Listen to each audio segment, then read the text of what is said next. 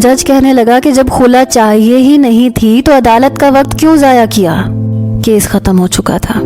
میں جلدی سے حارث کے پاس جا کر کھڑی ہو گئی۔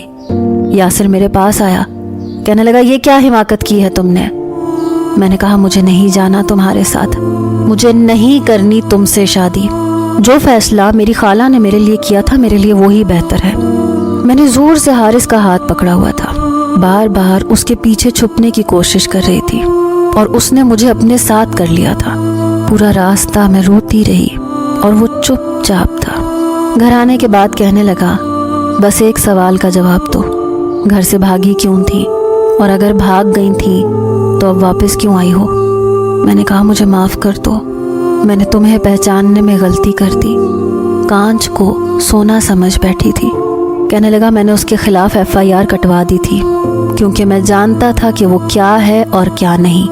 اماں سے بھی میں نے بات کی تھی لیکن اس وقت تک تمہارا رشتہ پکا ہو چکا تھا۔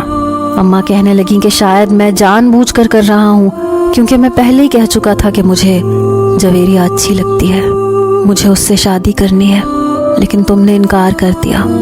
پھر جب یاسر کا رشتہ تمہارے لیے آیا تو تمہاری پسند کو مد نظر رکھتے ہوئے بنا کسی تفتیش کے اس رشتے کو پسند کر لیا گیا تھا، لیکن میں نہیں چاہتا تھا کہ تمہارے ساتھ کچھ بھی غلط ہو۔ پہلے تم نے اپنے ماں باپ کو کھویا تھا، اس لیے میں نے اس لڑکے کے بارے میں پوری چھان بین کروائی تھی اور مجھے پتہ یہ چلا تھا کہ یہ لڑکا اچھا نہیں ہے۔ میں نے اماں کو بتا دیا تھا لیکن اماں کہنے لگیں کہ انہیں میری بات پر بھروسہ نہیں، میں جان بوجھ کر ایسا کہہ رہا ہوں اور پھر تم بھی کبھی بھی نہ مانتی۔ آخر تمہیں ہمیشہ سے ہی برا لگتا رہا تھا۔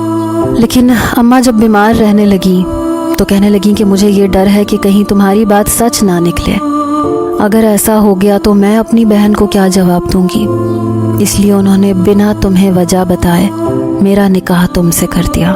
اماں کی طبیعت خراب رہنے لگی اس لیے میں تمہیں سچ بتا ہی نہیں پایا اور اس کے بعد تم نے دوبارہ مجھے موقع بھی نہیں دیا۔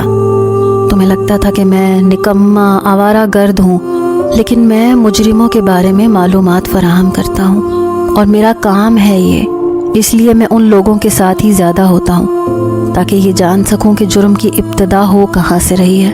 لیکن ہمارے کام میں ہمیں یہ بات چھپانی ہوتی ہے کہ ہم کون ہیں۔